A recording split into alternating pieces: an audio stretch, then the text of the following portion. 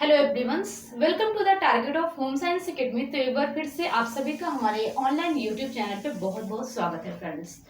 तो देखिए, कल की क्लास में हम लोगों ने जो डिस्कस किया था, कल की क्लास में हम लोगों ने डिस्कस किया था मेन्यू के बारे में। तो कल हम लोग हमने आपको बताया था मेन्यू के जो क्लासिफिकेशन होते हैं, मेन्यू को कितने भागों में वर्गीकृत किया गया है, कितने भागों में उसे क्लासिफाई किया गया है। तो मैंने आपको 6 भागों में से डिवाइड करके बताया था कि कौन कौन से ऐसे मेन्यू होते हैं जो आपके एग्जाम के पॉइंट ऑफ व्यू से इंपॉर्टेंट रोल प्ले करते हैं। ठीक, तो मैंने वो आपको बता दिया था। एंड आज हम लोग डिस्कस करने वाले हैं खाद्यान्नों के बारे में, जो आपके फूड एंड न्यूट्रिशन साइंस का बहुत ही इंपॉर्टेंट टॉपिक होता है। ठीक है, तो हम लोग बात करेंगे खाद्यान्नों के बारे में, जो आपको फूड आइटम्स होते हैं, भोज्य पदार्थ के बारे में। वैसे तो आप लोगों ने पढ़ा ही होगा कि भोज्य पदार्थ क्या होता है, कितने टाइप्स के भोज्य पदार्थ होते हैं, सभी को पता है। बट आपके एग्जाम के पॉइंट ऑफ व्यू से अगर आप देखेंगे, कुछ ऐसे ऐसे टर्मिनोलॉजी होती हैं जो आपको नहीं पता होते हैं, वो आपके एग्जाम में बार बार रिपीटेड होते हैं क्वेश्चन। ठीक है, तो जैसे अभी आपका सबसे पहले इसमें क्या आता है, भोज्य पदार्थ। ठीक है, सबसे पहले इसमें क्या आता है, फूड आइटम्स। फूड आइटम्स क्या है आपका, फूड आइटम्स। फूड आइटम्स देखिए कितने टाइप्स के होते हैं। फूड आइटम्स आपके 2 टाइप्स के होते हैं। एक होता है इसमें वेजिटेबल फूड आइटम्स, और दूसरा होता है आपका एनिमल फूड आइटम। तो आपके जो वेजिटेबल फूड आइटम्स होते हैं उसमें कौन कौन से आइटम्स होते हैं, कौन कौन से फूड आइटम्स होते हैं, उसके बारे में आज हम लोग चर्चा करेंगे। एंड हो सकेगा अगर टाइम मिलेगा तो हम लोग डिस्कस कर लेंगे जो आपके एनिमल्स फूड आइटम्स होते हैं। ठीक है, तो पहला क्या है आपका, वानस्पतिक भोज्य पदार्थ। वानस्पतिक जगत से प्राप्त होने वाले जितने भी भोज्य पदार्थ होते हैं उसके बारे में हम लोग देखते हैं। पहला क्या है हमारा, जो वनस्पतिक भोज्य पदार्थ होता है उसमें आपको पता होगा सबसे पहले क्या पाया जाता है, अनाज। ठीक है, सबसे पहले क्या होता है, अनाज। अनाजों में सबसे पहले क्या होगा, सबसे पहले हम लोग चर्चा करेंगे टाइप्स ऑफ सीरियल्स की। ठीक है, टाइप्स ऑफ सीरियल्स की। इसमें देखिए अनाज जो होता है उसमें 3 तरह के उसके रूप होते हैं। ठीक है, इसे 3 तरह से रूपांतरित किया जाता है। क्वेश्चन में भी पूछ लिया जाता है कभी कभी। इसके जो आवरण होते हैं वो कितने टाइप्स के आवरण होते हैं। तो जो अनाज का आवरण होता है उसे 3 भागों में डिवाइड किया गया है। एक उसमें सबसे फर्स्ट लेयर होती है। ठीक है, सबसे ऊपरी, जैसे आप गेहूं के दाने को आप लेंगे तो गेहूं का जो सबसे ऊपरी आवरण होता है, जो उसके छिलके होते हैं, तो उसके छिलकों को क्या कहते हैं, भूसी कहते हैं ना। तो सबसे पहला जो आवरण होता है, सबसे ऊपरी आवरण, उसे हम बाहरी आवरण के नाम से जानते हैं। सबसे पहला आवरण क्या होता है, बाहरी आवरण के नाम से होता है। सबसे पहले आप लिख लीजिए बाहरी आवरण।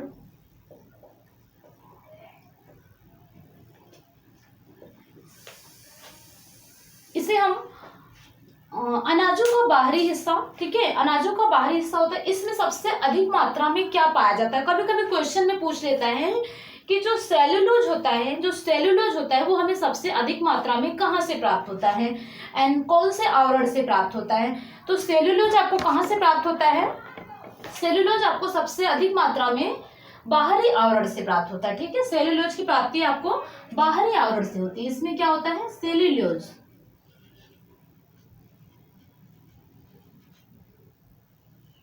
अनाजों के बाहरी आवरण से आपको किस चीज की प्राप्ति होती है, सेल्यूलोज की प्राप्ति होती है। क्वेश्चन में बार बार पूछा जाता है, इसको ध्यान में रखिएगा। ठीक है, एन इसके साथ क्या है, जिससे इसमें सारे प्रोटीन मिल जाते हैं। सेल्यूलोज का मतलब आपको पता होगा, सेल्यूलोज एक ऐसा आपका न्यूट्रिएंट्स होता है जिसमें क्या होता है, सारे प्रोटीन्स इसमें विद्यमान होते हैं। ठीक है, तो इससे क्या होता है, सारे प्रोटीन्स की प्राप्ति हो जाती है।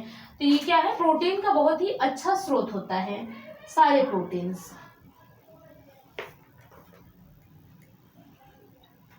सारे प्रोटीन क्या है, विद्यमान होते हैं।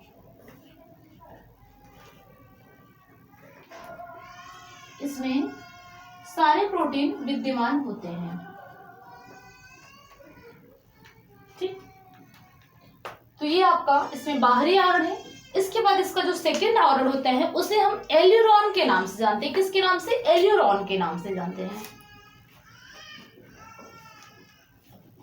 एल्यूरोन, इसे हम एल्यूरोन परत के नाम से जानते हैं। तो एलिरॉन परत क्या होता है? देखिए, जो एलिरॉन परत होता है वो अनाजों के बाहरी परत के जो जैसे मान लीजिए आपको अनाज है, गेहूं है, गेहूं का जो सबसे ऊपरी लेयर होता है, सबसे फर्स्ट लेयर होता है, उसे हम बाहरी आवरण के नाम से जानते हैं। उसके बाद भी जो उसका एक और आवरण होता है उसे हम एलिरॉन परत के नाम से जानते हैं। ठीक है, उसे अनाजों के जो बाहरी परत के नीचे, जो इसके नीचे बाहरी परत के नीचे, जो यहाँ इसके नीचे जो जस्ट मान लीजिए ये आपका अनाज है, ठीक है, एंड ये गेहूं है, गेहूं के नीचे एक परत और होती है, भूसी के नीचे एक परत और होती है, इसके अंदर की जो परत होती है जिसे हम भ्रूण कोश के नाम से जानते हैं। जब भी गेहूं को मान लीजिए बीज के रूप में उगाने के लिए वो किया जाता है, तो इसके बीज की जो थर्ड लेयर होती है, थर्ड लेयर से क्या होती है, वो भ्रूण कोश के नाम से जाना जाता है। क्वेश्चन पूछ जाते हैं ना, भ्रूण कोश के नाम से किसे जाना जाता है, तो जो थर्ड लेयर होती है उसे हम भ्रूण कोश के नाम से जानते हैं। तो जो इसकी सेकंड लेयर होती है उसे हम एलिरॉन परत के नाम से जानते हैं, मतलब दूसरी परत। आप इसमें लिख लीजिए सेकंड लेयर, दूसरी परत क्या है, अनाजों की दूसरी परत को हम एलिरॉन परत के नाम से जानते हैं। ठीक, एंड लास्टली क्या है इसमें, भ्रूण कोश। इसमें एक चीज और देखिए, जो एलिरॉन होता है, एलिरॉन में कौन कौन सी चीजें ऐसी पाई जाती हैं, तो इसमें फास्फोरस, रेशा, थायमिन की उपस्थिति होती है। इसमें क्या है, फास्फोरस, फास्फोरस,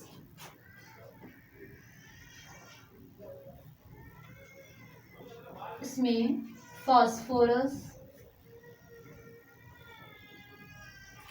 रेशा, इसमें फास्फोरस, रेशा तथा थायमिन की क्या होती है, उपस्थिति होती है।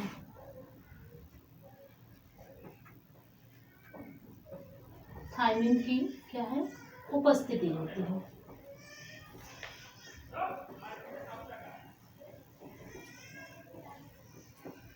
ठीक, क्या है, कभी कभी क्वेश्चन में पूछ लेता है सेल्यूलोज, सेल्यूलोज की प्राप्ति कहाँ से होती है, बाहरी परत से होती है। थायमिन की प्राप्ति कहाँ से होती है, सेकंड लेयर से होती है, दूसरी परत से होती है, जिसे हम एलिरॉन परत के नाम से जानते हैं। रेशा हमें कहाँ से मिलता है, रेशा हमें एलिरॉन परत से मिलता है, रेशे की प्राप्ति हमें एलिरॉन से होती है। फास्फोरस की प्राप्ति कहाँ से होती है, वो भी हमें एलिरॉन से होती है। ठीक, तो ये ध्यान में रखिएगा। एंड नेक्स्ट क्या है, इसमें जो लास्ट आवरण है, नेक्स्ट है इसमें भ्रूण कोश। जैसे मैंने अभी आपको बताया था ना, नेक्स्ट आप लिख लीजिए भ्रूण कोश।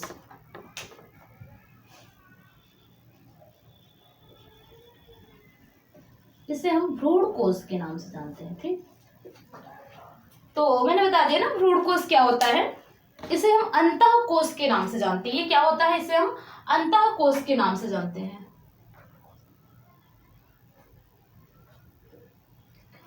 इसे हम अंतःकोश के नाम से जानते हैं।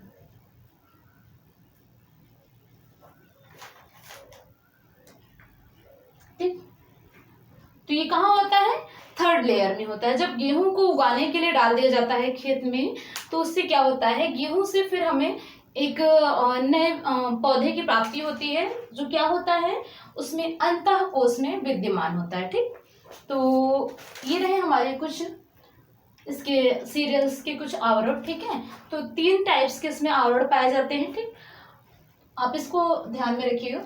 एंड अब हम थोड़ा सा बात करते हैं सबसे पहले इसमें टाइप्स ऑफ सीरियल्स के बारे में। ठीक है, टाइप्स ऑफ सीरियल्स में भी आप देखिए तो इसमें कितने टाइप्स के अनाज पाए जाते हैं। सबसे पहले इसमें आपका गेहूं है, चावल है, दाल है। ठीक है, तो गेहूं, चावल और दाल जो आपके मोस्ट इंपॉर्टेंट होते हैं, उसके बारे में थोड़ा सा हम देख लेते हैं। गेहूं में कितनी मात्रा में प्रोटीन्स होता है, कितनी मात्रा में विटामिन होता है, कितनी मात्रा में फॉस्फोर खनिज लवण पाए जाते हैं, एंड तो वो सारी चीजें थोड़ी थोड़ी देख लेते हैं एक बार। ठीक है, क्योंकि क्वेश्चन में पूछ लेता है, कभी कभी क्वेश्चन में पूछ लेता है कि गेहूं में पाए जाने वाले जो कार्बोज होते हैं वो कितनी मात्रा में विद्यमान होते हैं, या चावल में कौन से प्रोटीन या कौन सी विटामिन पाई जाती है, दाल में कितनी मात्रा में विटामिन पाई जाती है, कौन सी विटामिन पाई जाती है, कौन सी विटामिन उपस्थित होती है, कौन सी अनुपस्थित होती है। ठीक है, तो वहां से आपके क्वेश्चन बार बार बनते हैं, तो इसके बारे में थोड़ा सा एक बार समझ लेते हैं। क्या लिखेंगे, सबसे पहले हम गेहूं।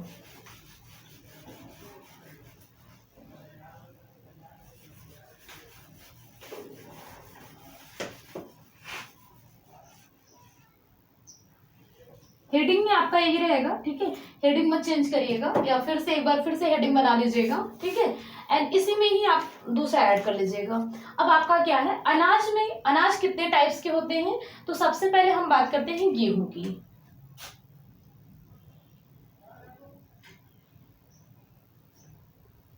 ठीक। तो सबसे पहले हम बात करेंगे गेहूं की।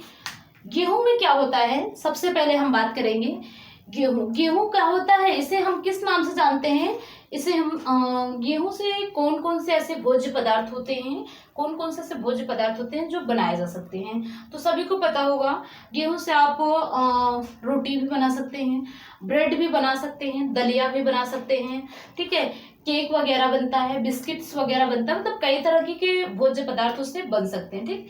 तो अगर बात करते हैं इससे हम गेहूं में पाए जाने वाले जो भी प्रोटीन्स होते हैं या फिर जितने भी न्यूट्रिएंट्स होते हैं, तो गेहूं में पाए जाने वाले कौन कौन से न्यूट्रिएंट्स होते हैं, कितनी मात्रा में उपस्थित होते हैं, तो सबसे पहले हम गेहूं में पाए जाने वाले प्रोटीन्स के बारे में बात करते हैं, ठीक है, इसमें पाए जाने वाले प्रोटीन के बारे में बात करते हैं।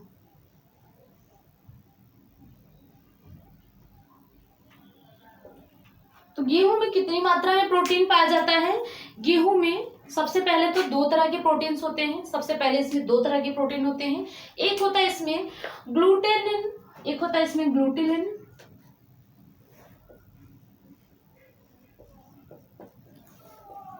क्या है, एक है इसमें ग्लूटिलिन और दूसरा क्या होता है ग्लाइडिन, ठीक है,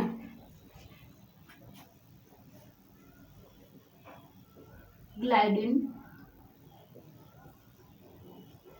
मान लीजिए क्वेश्चन में पूछ लेता है जो ग्लूटीन होता है, ग्लूटीन आपका कहाँ से पाया जाता है, कौन से भोज्य पदार्थ से पाया जाता है, या ग्लाइडिन आपके कौन से भोज्य पदार्थ से पाया जाता है, तो गेहूं में ग्लूटीन और ग्लाइडिन दोनों प्रोटीन विद्यमान होते हैं, ठीक। कितनी मात्रा में विद्यमान होते हैं, तो ये आप इसकी मात्रा जरूर लिख लीजिएगा। आई थिंक इसमें जो आपका प्रोटीन में मात्राएं होती हैं वो आपका 60 to 80% होता है, ठीक है, ये मात्रा आप लिख लीजिएगा, 60 to 30% होता है, 60% तो आपका कार्बोहाइड्रेट होता है, ठीक है, गेहूं में आपका 60 to 70% कार्बोहाइड्रेट होता है, 30% आपका प्रोटीन होता है, ठीक। एंड इसमें क्या है, इसमें गेहूं में पाया जाने वाला जो प्रोटीन होता है वो अपूर्ण प्रोटीन होता है, इसे हम अपूर्ण प्रोटीन के नाम से जानते हैं। ये क्या है, अपूर्ण प्रोटीन होता है, क्यों, इसे हम अपूर्ण प्रोटीन के नाम से जानते हैं, क्यों, क्योंकि कुछ ऐसे इसमें प्रोटीन्स होते हैं जो इसमें नहीं होते। कौन से प्रोटीन इसमें नहीं होते हैं, तो इसमें लाइसिन और थ्रियोनिन, लाइसिन और थ्रियोनिन नामक प्रोटीन उपस्थित नहीं होते हैं, जिसकी वजह से क्या है, ये अपूर्ण प्रोटीन माना जाता है। कौन से प्रोटीन, लाइसिन, इसमें लाइसिन और दूसरा क्या है थ्रियोनिन, दूसरा क्या है इसमें थ्रियोनिन,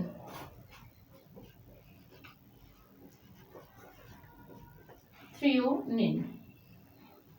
ये दो ऐसे प्रोटीन होते हैं कि जो इसमें आपके गेहूं में क्या है विद्यमान नहीं होते, जो आपके गेहूं में उपस्थित नहीं होते हैं, जिसकी वजह से गेहूं कैसा होता है, अपूर्ण प्रोटीन के रूप में माना जाता है, ठीक। इसलिए आपको पता होगा कि जितने भी आपके वेजिटेबल फूड्स होते हैं, आपको पता है कि वेजिटेबल फूड में जो पाए जाने वाले न्यूट्रिएंट्स होते हैं उसे हम अपूर्ण प्रोटीन के नाम से जानते हैं, अपूर्ण वो होता है, ठीक है, क्योंकि जो आपके एनिमल्स फूड होते हैं वो आपके पूर्ण होते हैं, उसमें पूरी तरह से आपके कार्बोहाइड्रेट भी होते हैं, प्रोटीन भी होते हैं, न्यूट्रिएंट्स, हर चीज होता है, ठीक है। तो नेक्स्ट क्या है हमारा इसमें, नेक्स्ट हम देते हैं कार्बोहाइड्रेट, कार्बोज।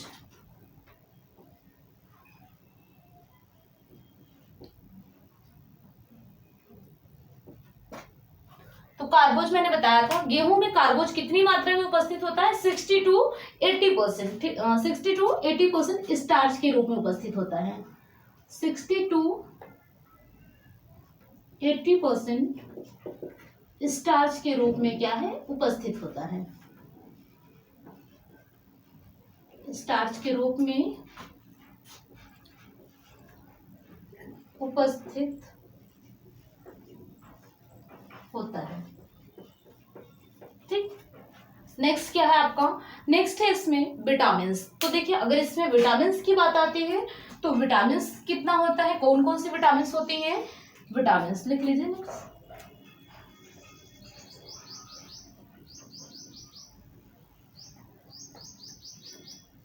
बात करते हैं अगर हम विटामिन की, तो इसमें थायमीन और निकोटिनिक एसिड की मात्रा अच्छी होती है, थायमीन और निकोटिनिक एसिड की मात्रा अच्छी होती है। इसमें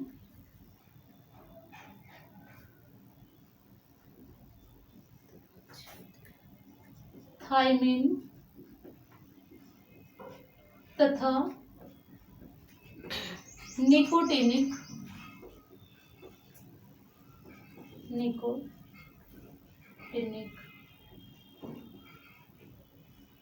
एसिड अच्छी मात्रा में उपस्थित होते हैं, अच्छी मात्रा में क्या है, उपस्थित होते हैं।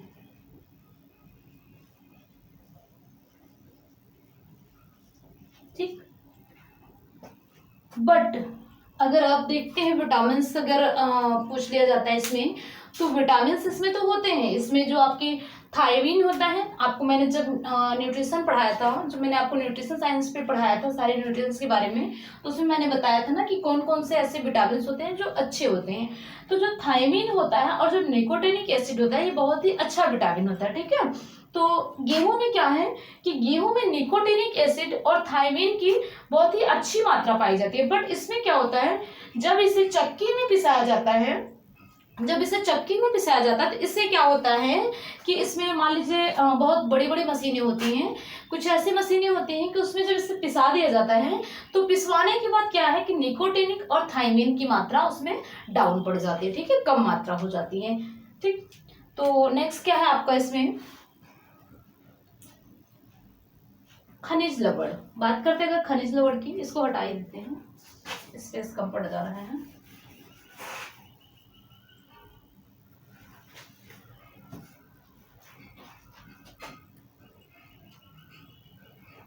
खनिज लवण,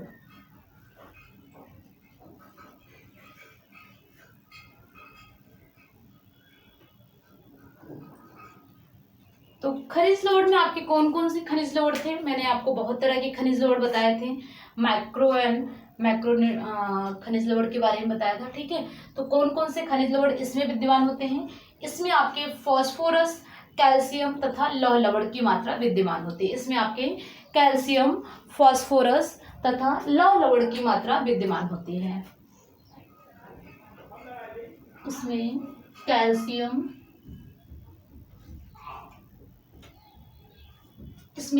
कैल्शियम, फास्फोरस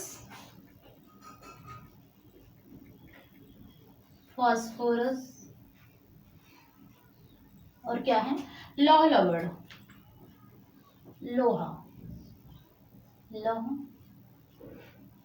लवण। कैल्शियम, फास्फोरस तथा लौह लवण अच्छी मात्रा में क्या है, उपस्थित होते हैं।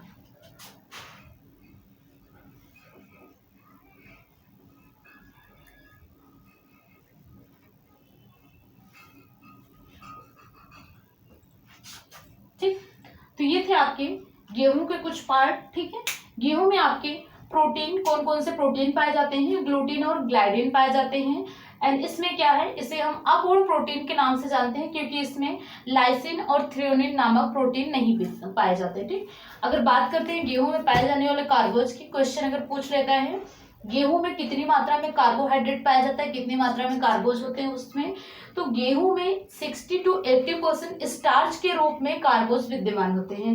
अगर विटामिन की बात करते हैं, कौन कौन से इसमें विटामिन होते हैं, तो इसमें थायमीन और निकोटिनिक अम्ल अच्छी मात्रा में पाए जाते हैं। बट उसे अगर मशीन में पिसवा दिया जाता है, मशीन में पिसवाने के बाद क्या होते हैं, वो विटामिन क्या होता है, नष्ट हो जाता है। ठीक, खनिज लवण, इसमें कैल्शियम, फास्फोरस, लौह लवण अच्छी मात्रा में विद्यमान होते हैं। ठीक, तो ये थे आपके गेहूं। नेक्स्ट हम देख लेते हैं चावल के बारे में। ठीक, नेक्स्ट हम देखते हैं थोड़ा सा चावल के बारे में, एंड इसके बाद फिर कुछ दालें होती हैं, दालों के बारे में हम अगली क्लास में डिस्कस करेंगे, क्योंकि क्लास बहुत लेंथी हो जाएगी तो मे भी कवर नहीं हो पाएगा उतने से। ठीक, तो आइए हम थोड़ा सा चावल के बारे में देख लेते हैं। कंप्लीट बंद हो गया क्या? ठीक, तो आइए हम थोड़ा सा चावल के बारे में समझ लेते हैं।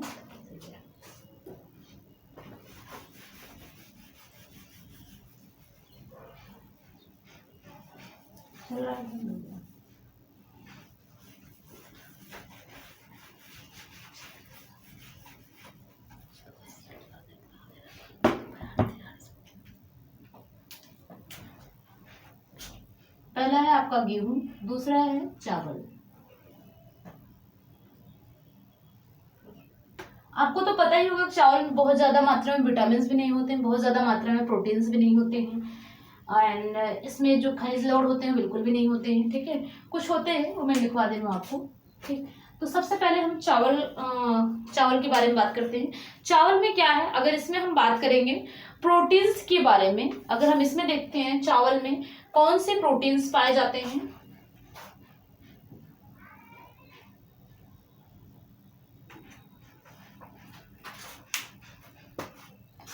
चावल में कितनी मात्रा में प्रोटीन उपस्थित होता है, तो 6 to 7% इसमें उपस्थित होता है। 6 to 7%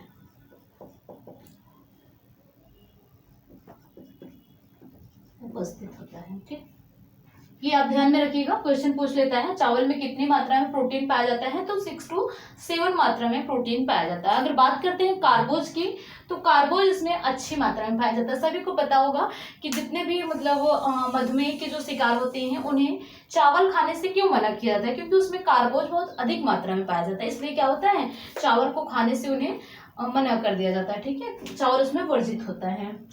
चावल में कौन कौन से कार्बोहाइड्रेट पाए जाते हैं, कार्बोज। तो कार्बोज का बहुत ही अच्छा स्रोत माना जाता है। इसमें देखिए 2 कार्बोज पाए जाते हैं, एक इसमें इमाइलेज और इमाइलोपैक्टिन। इमाइलेज और दूसरा क्या है, इमाइलोपैक्टिन।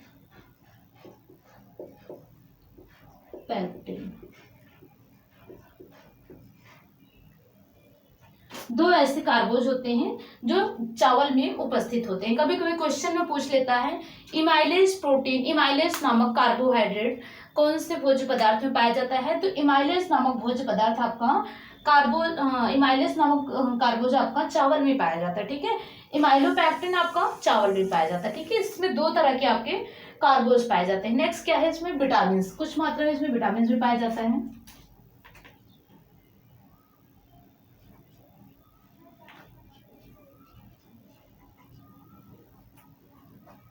तो देखिए विटामिन इसमें क्या है कि इसमें कौन से विटामिन पाए जाते हैं, तो इसमें विटामिन B1 पाया जाता है, इसमें विटामिन B1 पाया जाता है तथा निकोटिनिक अम्ल अच्छी मात्रा में होता है। विटामिन B1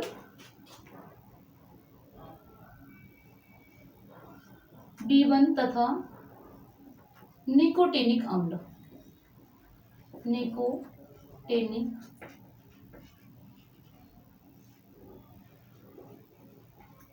पाए जाते हैं।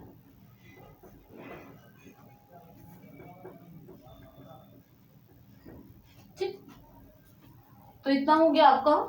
क्या है इसमें प्रोटीन 6 to 7% उपस्थित होता है। कार्बोज इमाइलेज और इमाइलोपैक्टिन नामक कार्बोज पाए जाते हैं। विटामिन में विटामिन 1 तथा निकोटिनिक अम्ल पाए जाते हैं। ठीक, तो ये आप ध्यान में रखिएगा। नेक्स्ट है हमारा दालों के बारे में। ठीक है, तो नेक्स्ट हम थोड़ा सा दालों के बारे में भी देख लेते हैं।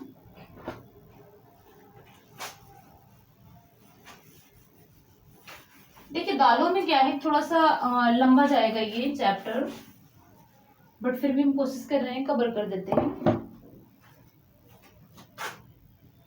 क्योंकि आपके जो सीरियल्स होते हैं, सीरियल का सबसे इम्पोर्टेंट पार्ट होता है ये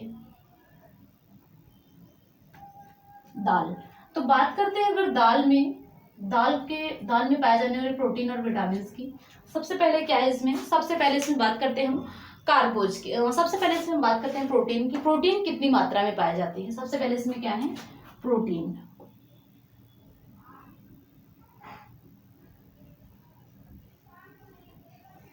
तो आई थिंक इतना सभी को पता होगा कि दालों में कितनी मात्रा में प्रोटीन्स पाई जाती है। दाल में कितनी मात्रा में प्रोटीन पाई जाती है। हर बार क्वेश्चन में ये चीज पूछता है, पिछली बार वाले भी एग्जाम में आपका ये क्वेश्चन पूछा था, ठीक है। तो दाल में कितनी मात्रा में प्रोटीन पाया जाता है, 18 to 25%, 18 to 25% दाल में प्रोटीन पाया जाता है। 18 से 25% प्रोटीन, 18 से 25% प्रोटीन पाया जाता है।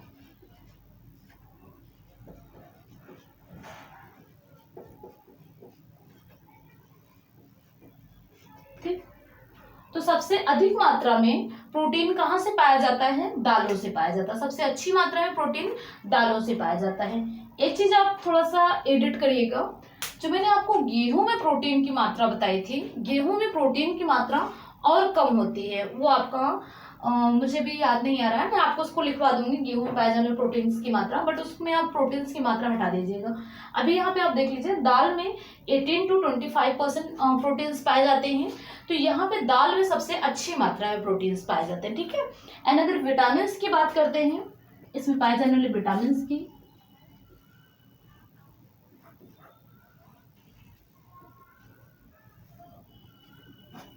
तो इसमें कौन कौन से विटामिन पाए जाते हैं, इसमें मिथ्योनाइन विटामिन तथा इसमें ट्रिप्टोफैन नामक विटामिन पाए जाते हैं। मिथ्योनाइन तथा ट्रिप्टोफैन क्या है, मिथ्योनाइन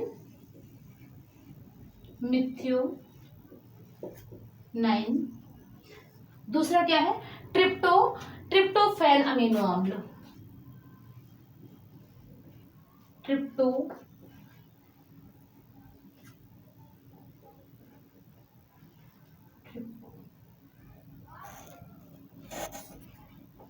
ट्रिप्टोफैन अमीनो अम्ल।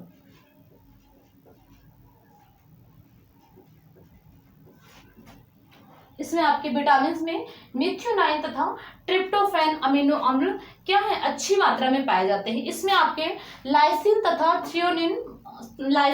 थ्रियोनिन सर्वाधिक मात्रा में होते हैं। इसमें लाइसिन तथा, इसको अलग कर लीजिएगा, लाइसिन तथा थ्रियोनिन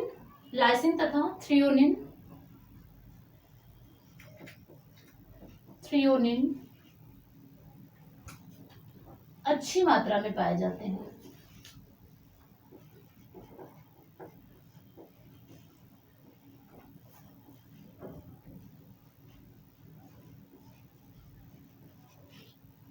क्या है, विटामिन में कौन कौन से विटामिन पाए जा रहे हैं, देखिए आप इतना ध्यान में रखिएगा कि जो आपके इसमें दाल में पाए जाने वाले विटामिन होते हैं, दाल में मैक्सिमम से मैक्सिमम विटामिन पाए जाते हैं।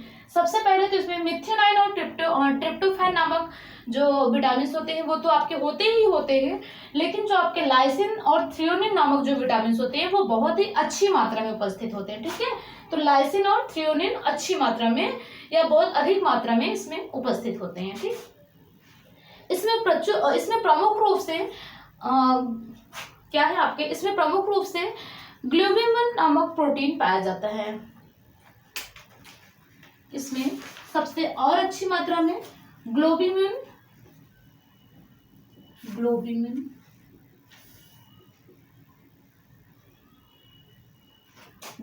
नामक प्रोटीन होते हैं।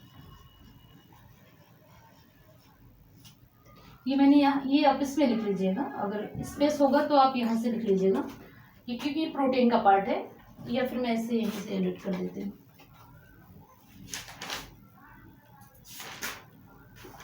इसमें ग्लोबिन